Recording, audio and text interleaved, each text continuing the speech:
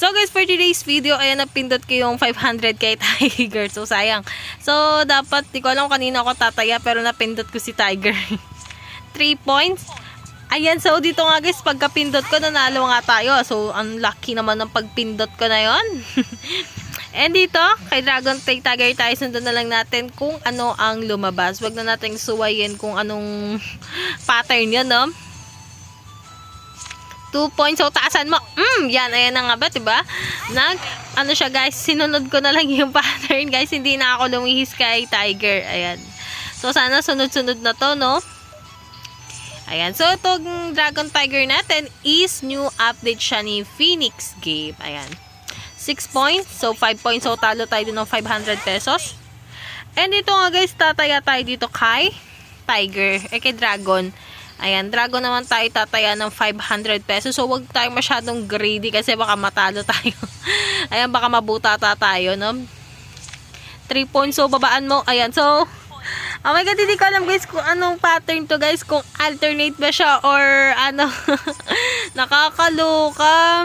Ayan, so parang feeling ko alternate. Kung mag-alternate siya, magda-dragon tayo. Kasi Tiger yung huling lumabas. 2 points. Ayan. Ayan, so, ayan, alternate nga siya guys. Ayan, so, dito tayo kay Tiger kasi alternate siya. Parang feeling ko alternate, so di naman natin alam kung anong system nito ngayon, no? Ayan. Tingnan natin. Taasan mo. Ayan, so, alternate nga yung pattern ngayon dito kay Dragon Tiger. Ayan, so, dahil pattern, dito tayo kay Dragon Tataya. Ayan, so, sana naman, no, alternate, no?